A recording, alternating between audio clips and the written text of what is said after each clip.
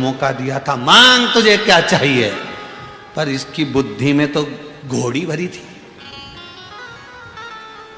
इसकी बुद्धि में तो घोड़ी भरी। गुरु होता ही ऐसा।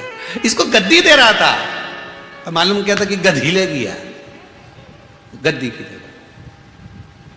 ये बुद्धि में अगर घोड़ी भरी है तो फिर गुरु के भी दे कि मांग तुझे क्या चाहिए, तो नहीं मांगेगा। मेरे को तो वही भाई है, उसको जब तक देखूं नहीं तब तक चैन आए नहीं मारे।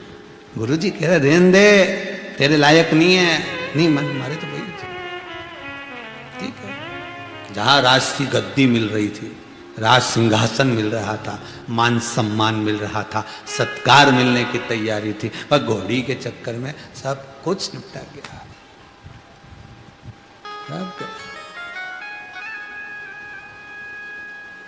और ये केवल एक के साथ में नहीं हुआ,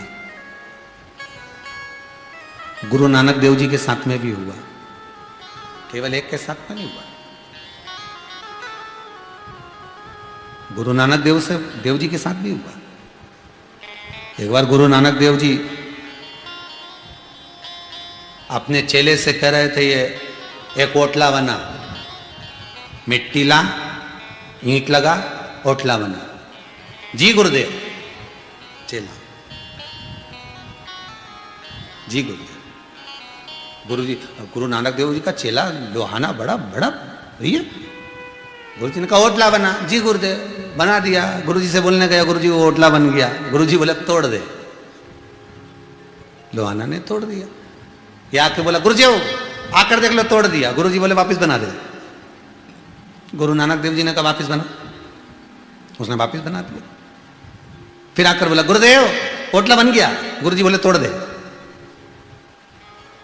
लोहाना ने फिर वापिस तोड़ दिया।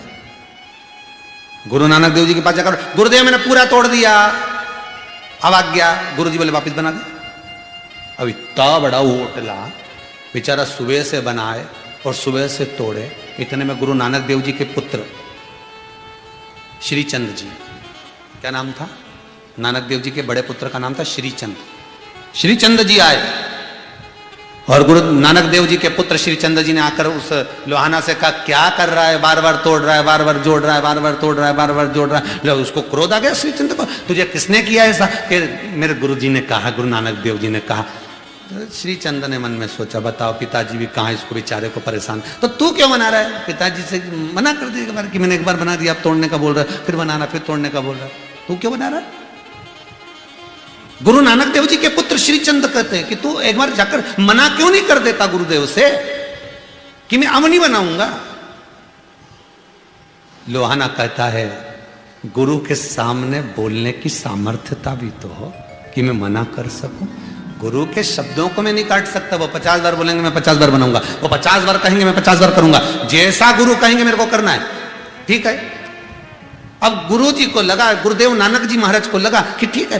दूसरे दिन गुरु नानक देव जी ने देखा कि श्रीचंद नानक देव जी का पुत्र स्नान कर टिप टॉप कपड़े पहनकर, बढ़िया जोरदार, बढ़िया शानदार वस्त्र पहनकर गुरु नानक देव जी का पुत्र श्रीचंद आया। और श्रीचंद आया तो उन्होंने, नानक देव जी ने कहा बेटा श्रीचंद गौशाला में चले जा, इतना सारा गाय ने गोबर कर दिया है, जाकर सारा उठाकर बाहर फेंकिया, झाड़ू लगा दे, जा तो। श्रीचंद ने पिताजी से कहा पिताजी अब भी तो नहाया, अब भी हाल कपड़े बदले, अब भी कपड़े बदले, अब भी नहाया हूं, थोड़ी देर से कर दूं तो ठीक है। वहीं से लोहाना वो भी नहाकर आया था, वो भी टिप-टॉप कपड़े पहनकर आया। गुरुजी ने बुलाया लोहाना इधर आ बेटा। जी गुरुदेव। गौशाला में गाय ने बहुत सारा गोबर कर दिया, उठाओ फेंक के आओ, झाड़ू लगाओ। अब भी आया गुरुदेव। लोहाना गया, उठाया, फेंका, झाड़ू लगाई, वापिस आ गया। वापिस। ये एक गुरु की कथा नहीं, गुरु नानक देव जी अकेले की कथा नहीं है, पूरी सृष्टि के गुरुओं की कथा है। एक एक गुरु इस भारत की भूमि के जितने ब्राह्मण, जितने साधु जन, तपस्वी जन, साधक जन, जितने गुरुजन, जितने टीचर, शिक्षक, जिस पद पर आप विराजमान हो, गुरु का पद अगर आपके पास में है, यह केवल एक गुरु नानक देव जी की कथा नहीं, यह आप सबकी कथा है। आप अपने शिष्य को कह सकते हो बेटा ये कर ले, वो कर लेगा। वही काम अपनी औलाद से करवा के बता देना एक बार, एक बार।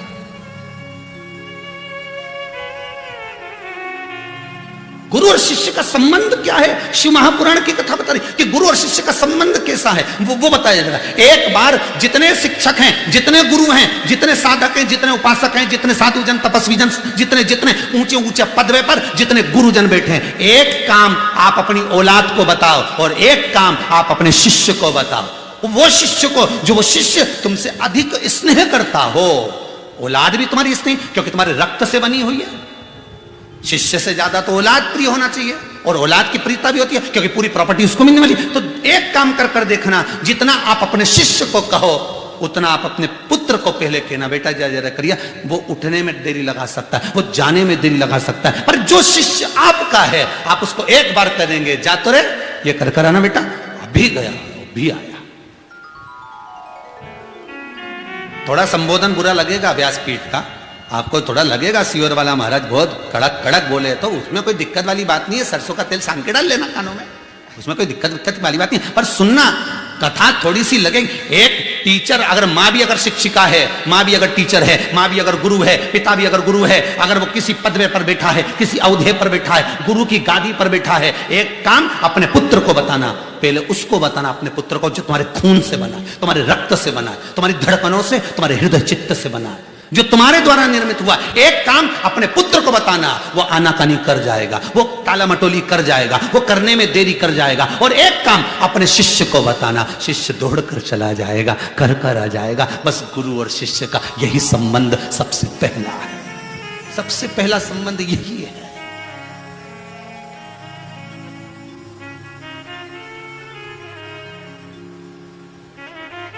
हम जिस सीहोर में निवास करते हैं, इस सीहोर में भी हमने कई जगह पर देखा है, एक टीचर रहे, उनका स्मरण करूंगा, नाम तो नहीं बोलूंगा। तो टीचर भी रहे, उनके शरीर में कष्ट बहुत था, शरीर बड़ा बेकार हो गया था, फिर भी वो रिटायर नहीं हुए थे उस समय पर, क्योंकि उनकी रिटायरमेंट बची हुई थी। उनके भी 3 बच्चे थे, 3 लड़के।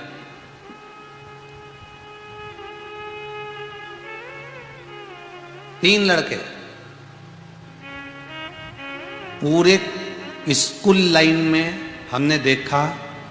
वो जो शिक्षक थे, जो टीचर थे, उनको स्टूडेंट अपनी गाड़ी पर बिठाकर स्कूल लेकर आते थे, स्कूल से दूसरा स्टूडेंट उनको छोड़कर घर आ जाता था। पर पूरी स्कूल लाइफ में हमने देखा, उनके 3 बेटे में से एक बेटा कभी उनको स्कूल छोड़ने नहीं आया, कभी नहीं आया। शिक्षक को एक शिष्य ले जाता है, एक शिष्य छोड़ भी जाता है। गुरु की जो पदवी है, गुरु जी की जो अवधि पदवी जो है, जो पद है गुरु का, उसको टाला नहीं जा सकता। पीछे खड़ा होता है गुरु, सामने नहीं आएगा। गुरु मंत्र अगर आपने ले भी लिया ना, तो एक बात याद रखना, मृत्यु के समय पर गुरु कभी नहीं आएगा। क्यों आएगा? तुम के देख लेना गुरु जी से, गुरु जी हम तुमसे गुरु मंत्र ले रहे हैं, हम जब मरेंगे तो तुमको भी मरना पड़ेगा। गुरु जी बोले रहने दे दीदी, तू तो अकेली मंत्र रहने दे, तेरा हम काहे को मरे तेरे साथ में? तुम मरोगे तो क्या गुरु तुम्हारे साथ मरेगा? तुम प्राण छोड़ोगे तो क्या तुम्हारे साथ गुरु प्राण छोड़ेगा? चाहे गुरु जी को कितनी भी माला पहना लो, चाहे गुरु जी को कितना भी श्रीफल दे लो, चाहे साल उड़ा लो, चाहे ड्राई फ्रूट्स का डब्बा दे दो, चाहे मिठाई दे दो, चाहे लड्डू दे दो, चाहे पेड़ा दे दो, तुम कितना भी धन लुटा दो गुरु जी के ऊपर, तुम मरोगे तो क्या गुरु जी तुम्हारे साथ मरेगा? नहीं, गुरु तुम्हारे साथ प्राण नहीं छोड़ेगा। पर गुरु एक बात जरूर कहेगा, मैं भले ना हूं, पर मैंने जो मंत्र दिया था वो तेरे साथ जाएगा। कहा? तो कहा जिस समय पर प्राण छूटे सारा कुटुंब तेरे आसपास में खड़ा हो, उस समय पर तू किसी को मत पुकारना। याद करिए गज और ग्रह की कथा। हाथी का पांव मगर ने पकड़ रखा था। हाथी को गुरु मंत्र नहीं मिला था, किसी ने मंत्र नहीं दिया था हाथी को कि तू भगवान का नाम लेना, किसी ने नहीं कहा। पर वही गज और ग्रह की कथा विष्णु पुराण में जब लिखी गई तो उसमें वर्णन आता है, विष्णु पुराण के अंतर्गत गर्ग संहिता के अंतर्गत वर्णन आता है कि वो हाथी भगवान विष्णु को कैसे पुकार लिया। अभी तक तो परिवार पुकार रहा था, अभी तो रिश्तेदारों को पुकार रहा था। भागवत सुनिए ना, सबने सुनी है ना। तो अभी तो परिवार को पुकार रहा है, अभी तो वो रिश्तेदारों को बुला रहा है, अभी तो सबको बुला रहा है, सारा परिवार भी पास में खड़ा हो गया। फिर हाथी को किसने बताया कि भगवान विष्णु को बुला ले? हाथी को किसने कहा कि भगवान विष्णु को बुला ले? उस समय पर कोई नहीं था, केवल एक था, केवल एक, कोई नहीं था, केवल एक था जो हाथी के कानों में शब्द कह रहा था। कौन? याद करिए, भगवान विष्णु के कानों में शब्द पहुंच गया था कि हाथी मुझे बुला रहा है, पर भगवान नहीं जा रहे थे। लक्ष्मी जी ने कहा जाते क्यों नहीं, तुम्हारे को बुला रहे हो भगवान? लक्ष्मी जी बोली आप जाइए, आपको इतना पुकार रहा है, उसका पांव पकड़ रखा है, तुम जाते क्यों नहीं? तो भगवान बोले गरुण नहीं आया, गरुण का इंतजार कर रहा हूं मैं गरुण आए तो जाऊं ना। अब ड्राइवर ही नहीं है तो गाड़ी कौन चलाएगा, लेके कौन जाएगा? तो गरुण कहां गया? लक्ष्मी जी ने बार बार आवाज लगाई, जल देव वरुण देव आओ गरुण को ढूंढ कर लाओ, पर गरुण नहीं दिख रहा था। गरुण गया कहां था? जो भगवान विष्णु का दरवाजा छोड़कर कहां पहुंच गया था? तो गर्ग संहिता कहती है, विष्णु पुराण कहती है, उस हाथी को अंत समय में गुरु मंत्र देने वाला वो गरुण खड़ा था। नारायण को पुकार ले, अभी भी कुछ नहीं गया। और उस गरुण के कहने पर हाथी ने जब चिंगाड़ा नारायण का नाम, सारा परिवार खड़ा की खड़ा रह गया। और मेरा भगवान इंतजार कर रहा, गरुण आ, गरुण आ। और जैसे ही गरुण आया, भगवान क्या बात है, भगवान के जल्दी चल, एक हाथी का पांव मगर ने पकड़ रखा है। और गुरु मंत्र देने के बाद नहीं सोचता कि क्या करना, अब तो ये मंत्र निपटाएगा कि करना क्या। गुरु जी ने नहीं कहा कि तुम चलो, गुरु जी ने नहीं कहा कि भगवान तुम्हें चाहना पड़ेगा। गुरु जी तो बस बतो, गरुण ने नहीं किया कि तुम चलो, बस नारायण ने कहा चल जल्दी। और नारायण को बिठाया, गरुण परीक्षा लेने लगा भगवान विष्णु की। गरुण भगवान विष्णु की परीक्षा ले रहा है, बड़ा धीमा धीमा जा रहा है। बताओ, हॉस्पिटल में व्यक्ति वेंटिलेटर पे पड़ा और तू इतनी धीरे धीरे गाड़ी चला रहा है। अरे जम के तो ड्राइव कर, ट्रैफिक बहुत है। तो पहले तो तू इतने ट्रैफिक में इतनी तेज गाड़ी चलाता था, और अब कह रहा ट्रैफिक बहुत तेज है। प्रभु थक गया, तो गया कहां था ऐसे थक गया?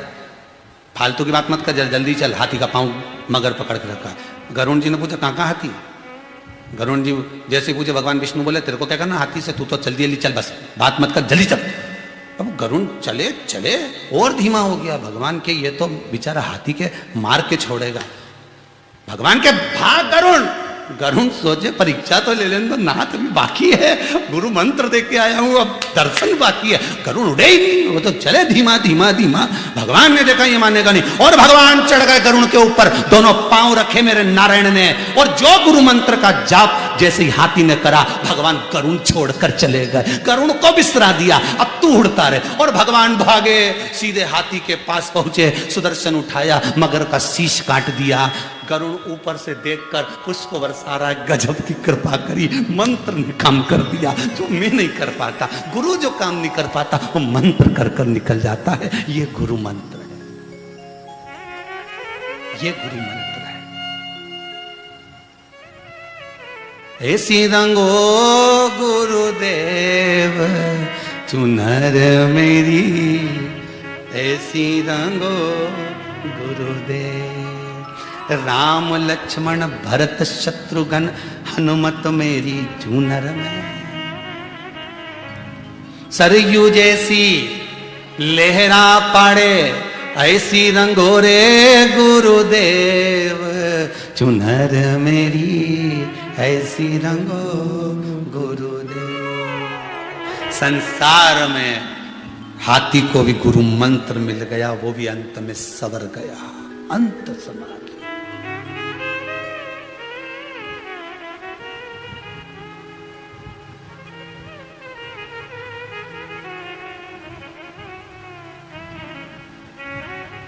मेरा कोई न सहारा बिन तेरे, गुरुदेव सांवरिया मेरे। मेरा कोई न सहारा बिन तेरे, गुरुदेव सांवरिया मेरे। मेरा कोई न सहारा बिन तेरे, गुरुदेव सांवरिया मेरे। मेरा कोई ना सहारा बिन तेरे, गुरुदेव सांवरिया मेरे। मेरा कोई न सहारा बिन तेरे, गुरुदेव सांवरिया मेरे। मेरा कोई ना सहारा बिन तेरे, गुरुदेव सांवरिया मेरे। गुरुदेव सांवरिया मेरे, गुरुदेव सांवरिया मेरे। ओ गुरुदेव सांवरिया मेरे, गुरुदेव सांवरिया मेरे। ओ मेरा कोई न सहारा बिन तेरे, गुरुदेव सांवरिया मेरे।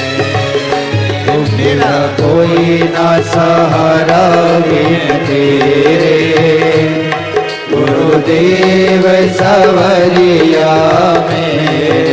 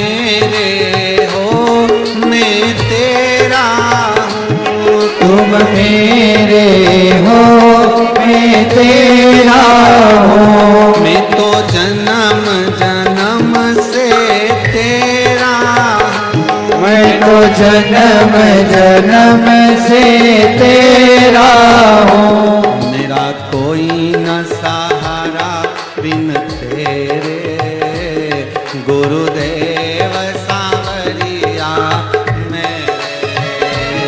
मेरा कोई ना सहारा बिन तेरे, गुरुदेव सांवरिया मेरे। मेरा कोई न सहारा बिन तेरे, गुरुदेव सांवरिया मेरे। मेरा कोई ना सहारा बिन तेरे, गुरुदेव सांवरिया मेरे। संभो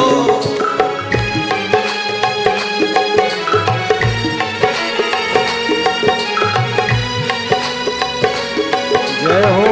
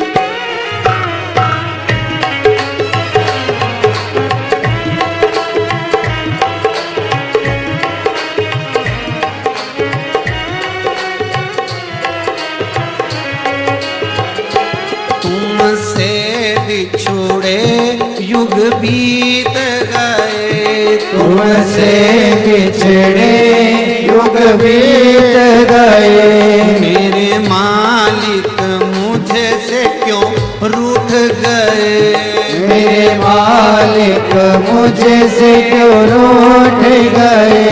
मैं तो आन पड़ी हूँ दर तेरे, मैं तो आन पड़ी हूँ दर तेरे। गुरुदेव सांवरिया मेरे, मैं तो आन पड़ी हूँ दर तेरे। गुरुदेव सांवरिया मेरे। मेरा कोई ना सहारा बिन तेरे, गुरुदेव सांवरिया मेरे। मेरा कोई ना सहारा बिन तेरे, गुरुदेव सांवरिया मेरे।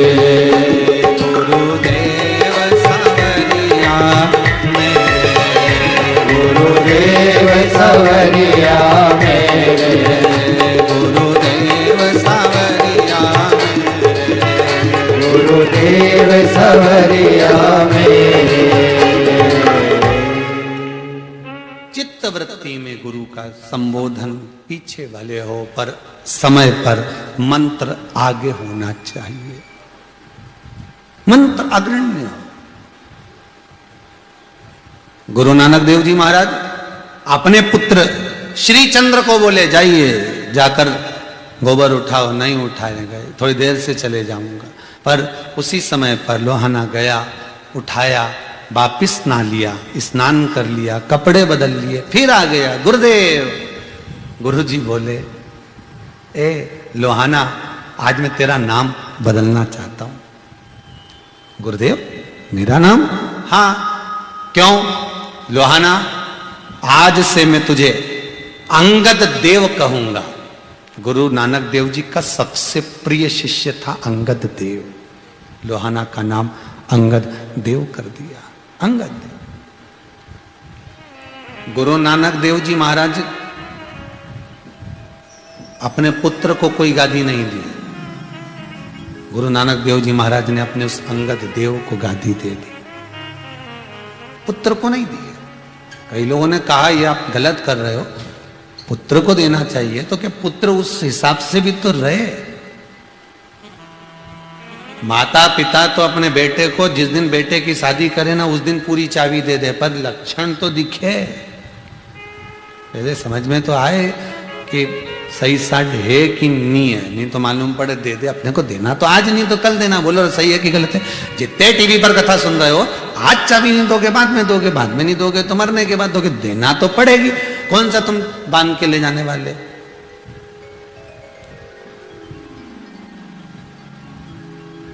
ये फ्रिज, ये cooler, washing machine, AC, sofa set, पलंग, ड्रेसिंग, ड्राइंग, काजू का डब्बा, बादाम का डब्बा।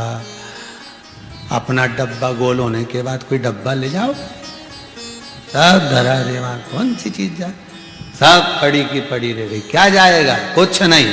जो तुमने दान करा, जो तुमने पुण्य करा, जो तुमने सत्संग करा, जो तुमने संकीर्तन करा, जो तुमने नाम लिया, जो तुमने स्मरण करा, जो तुम भगवान की भक्ति में डूबे, इसके सिवाय कुछ नहीं जाएगा।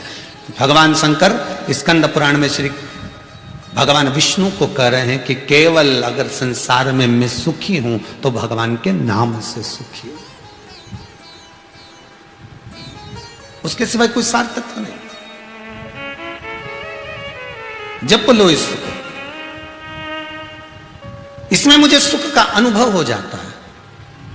शिवजी कहते हैं बस इसी कारण मैं सुखी हूं। कोई तन दुखी, कोई मन दुखी, कोई धन बिन रहत उदास, तुलसी या संसार में सुखी राम का दास। जो भगवान की भक्ति में सदा रमा हुआ है, जो भगवान के भजन में, कीर्तन में, नाम स्मरण में सदा जुड़ा हुआ है, बस वही बचा हुआ है, वही सुखी है। शिव परिवार है। देखिए कार्तिक बाबा भी कोई कम नहीं, कितने उद्दंडी, वो भी बहुत उपद्रव करते थे। श्री गणेश जी महाराज भी बड़े उपद्रवी, वो भी कितना गदर करते थे महाराज। कम कोई है क्या? आजकल की माताएं आकर कई बार प्रश्न करती हैं, महाराज जी हमारा बच्चा बहुत चिड़चिड़ करता, इतना गुस्सा करता गुरुदेव, इतना सा तो रखा पर इतना चिड़चिड़ करे, इतना गुस्सा करे, कुछ इसके लिए बता दो ना गुरुदेव। तो गुरुजी क्या बताएं, यहाँ तो शास्त्र में लिखा हुआ है कि जब जिस समय पर माता पार्वती ने एक बार भगवान शंकर के गण नंदी जी को बुलाया,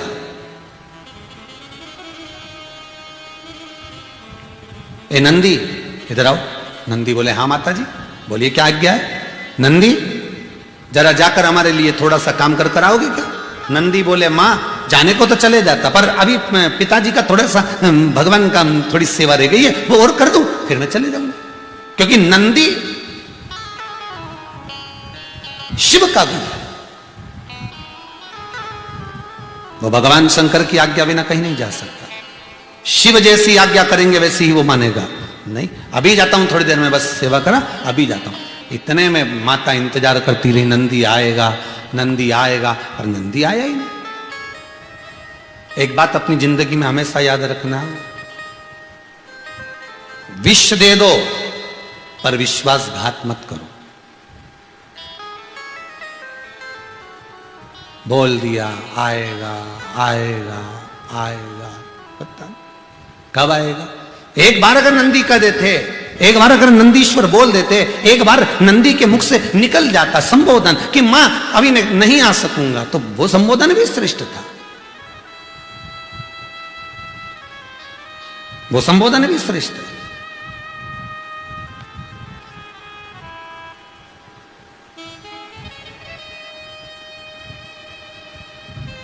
बस नंदी गए, आए नहीं।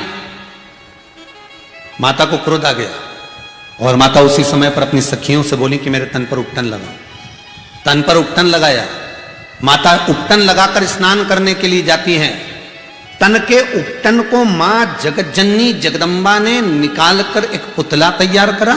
सखी ने कहा कितना सुंदर पुतला लग रहा है, पर इसमें अगर प्राण आ जाए तो इसमें क्या देरी है। और माता ने हाथ में जल लिया, जल लेकर उस पुतले में प्राण दिए। प्राण आते से वो बालक प्रकट हो गया, उसका नाम विनायक हो गया। क्या नाम पड़ा?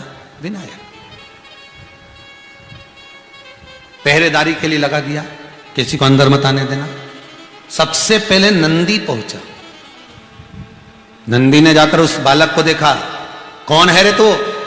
बालक कहता है मैं अपनी माता का पुत्र हूं, मेरा नाम विनायक है। अच्छा यहां क्या कर रहा है? मेरी माता अंदर स्नान कर रही है, मैं अंदर किसी को नहीं जाने दूंगा। नंदी ने कहा मुझे माता ने बुलाया था, मुझे माता ने बुलाया था, मुझे जाने दे। इतने में विनायक बाहर खड़े होकर आवाज लगाए, माता नंदी आए हैं कोई। और नंदी आकर करें कि माता आपने बुलाया था। इतने में माता का क्रोध और बढ़ गया कि गजब नंदी, कब बुलाया था और तू कब आ रहा है? कब बुलाया और तू कब आ रहा है? गजब नंदी, गजब। माता ने कह दिया विनायक, कह दे माता स्नान कर रही है, मिल नहीं सकती। बोलो बोलो जाकर। ठीक है मां। और तुरंत विनायक ने जाकर कह दिया नंदीश्वर मां नहीं मिलना चाहती है आपसे, हो आप जाइए, यहां से जा सकते हो। नंदी अंदर जाने लगा, मुझे माता से बात करना है, तुम उत्तर क्यों दे रहे हो? अच्छा ये जो बीच में होते हैं ना, इनकी बड़ी आफत हो जाती है। बेटा और बहू का झगड़ा हो रहा हो और बीच में सास बोल देना। अब बेचारी किसके पक्ष में बोले? बहू के पक्ष में बोले तो बेटा को बुरे लग जाए, और बेटे के पक्ष में बोले तो बहू को लग जाए। बताओ इनका तो बेटा है तो पक्ष तो लेगी सर। अब बेचारी सास भी सोचे पक्ष किसका लूं। तो जिस समय बेटा बहू का झगड़ा हो, घर के बुजुर्गों को चाहिए इनको एक कमरे में छोड़ दो, तुम अच्छे से झगड़ लो, अपन बाहर बैठ जाओ। जब अति हो तब बोलो, जब अति होने लगे तब बीच में जाकर खड़े हो जाओ, ए चलो उधर। और सबसे पहले बहू से कुछ नहीं कहना, सबसे पहले अपने पुत्र से कहना। दुनिया में सबसे ज्यादा टेंशन ही यही है कि सास अगर डांटने का तैयारी करती है तो सबसे पहले बहू को, ये तो है ही ऐसी, ये तो है ही ऐसी, तो इसलिए तो बहू को गुस्सा आ जाता है कि अब आंदे डुकरिया तेरा नंबर, अब आंदे। सबसे पहले अपने पुत्र को डांटो, हे चल बाहर निकल, अभी आई ना वो, तू तो इतना समझदार है, इतनी बड़ी बड़ी बात करता था और तू बताए उससे झगड़ा कर रहा है, तेरे से छोटी है, समझ नहीं है उसमें, यार तू तो अकलमंद है। फिर चिल्लाएगा, बस ये सारे लक्षण तुम ही सिखा रही हो, हम सिखा रहे हैं ना, बहू हमारी हम साथ लेंगे, तू तो बस जा, दुकान जाता यहां से निकल। फिर बहू को लगेगा मेरी सास ने मेरा पक्ष लिया, उसको लगेगा। और जहां तुमने कहा ना सब ये इसी के लक्षण है, तो फिर वो भी बदला निकाल लेगी, अब आ डुकरिया, अब आ पीछे। थोड़ा सा अपने पुत्र को डांटिए, तुम मां हो, पुत्र का पक्ष ले सकती हो, तुम मां हो, पुत्र को डांट सकती हो, पर मां पुत्र को नहीं डांटती, मां पुत्र का पक्ष लेती है। इसलिए ससुर को बहू की ओर गिरना पड़ता कि बेटा तू चिंता मत करो। तो कई बार फिर सास को गुस्सा जाता है, तुम बिगाड़ रहे हो बहू को, नहीं तो मैं तो छठी का दूध याद दिला दूं। इतने में ससुर बोले, हाँ दिख रही है, शांति रख ले। फिर वो ससुर, भाई जब कोई पक्ष नहीं लेगा तो ससुर तो पक्ष लेगा ना, कोई तो पक्ष लेगा। अब कहा नंदीश्वर बोल रहे हैं हमें माता से मिलना, मां नहीं मिलना चाहती, नहीं। माता ने कह दिया बोल दीजिए हमें नहीं मिलना है, हमारा काम हो गया है, नंदीश्वर को बोल दो। नंदीश्वर बोले हम माता के मुख से सुनना चाहते हैं। विनायक बोले बाहर निकलते हो कि नहीं निकलते हो, चलो बाहर निकलो यहां से। और विनायक ने जैसे ही बाहर निकलना चाहा नंदी को, नंदी जैसे ही बाहर गए, नंदी को इतना क्रोध आया, नंदी जाकर शंकर जी के पास पहुंच गए। भोलेनाथ भोलेनाथ भोलेनाथ, शंकर जी तो भोले थे ही क्योंकि भोले के नाथ। तो शिव जी ने पूछा हुआ क्या? ना जाने गुफा में कोई एक बालक अंदर प्रवेश कर गया है, इतना जिद्दी, इतना उद्दंडी, सुनने कोई तैयार नहीं, हमें अंदर नहीं जान दिया। हमको तो लगता है अगर तुम भी चले गए तो आपको भी कोई अंदर नहीं जान देगा। बस इतने में तो आग बबूला, शंकर भगवान पहुंच गए। शिव जी गुनगुनाते हुए, अलमस्त होते हुए बड़े प्रेम से चले, बड़े प्रेम से, और बड़े प्रेम बस शंकर जी दरवाजे पर पहुंचे। वहीं पर बैठे थे विनायक। कौन हो? अंदर जाने दे। तुम कौन हो? हम विनायक। किसके पुत्र? हमारी माता के। माता कौन? नाम नहीं मालूम। कहां है माता तुम्हारी? अंदर स्नान कर रही है। हटो यहां से, अंदर जाने दो। नहीं, हम तुम्हें नहीं जाने देंगे, हम तुम्हें अंदर नहीं जाने देंगे। बालक तो मुझे जानता नहीं है, तो मुझे पहचानता नहीं है, समझा रहा हूं बालक तेरे को, अभी मालूम पड़े तेरे प्राण चले जाए ऐसा काम मत कर। इतने में विनायक बोले, छोटा बच्चा देखकर आंख मत दिखाना बाबा, है? तुम सोचते हो कि हम डर जाएंगे, हम कोई डरने वाले नहीं है, हम कहीं नहीं डरे, समझा रहे हैं हम आपको। विनायक हटो। विनायक नहीं हटे। क्रोध आ गया बाबा को, उन्होंने त्रिशूल उठाया, शीश काट दिया। कटा हुआ शीश माता की गोद में जाकर गिर गया। मां आग बबूला हो, क्रोध में लाल होकर बाहर आ गई और क्रोध में लाल होकर बोली, अगर ये मेरे पुत्र का शीश किसने काटा है?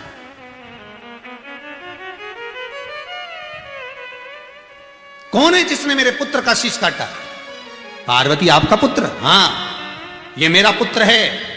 नंदी ने मेरा कहना नहीं माना, इसलिए मैंने पुत्र को प्रकट किया।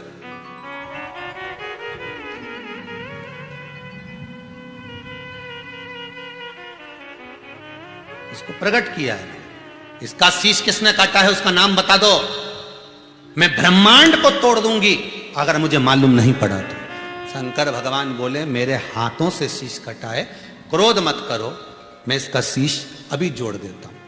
गण को भेजा, गण जाइए, जो माता अपने बच्चे से पीट कर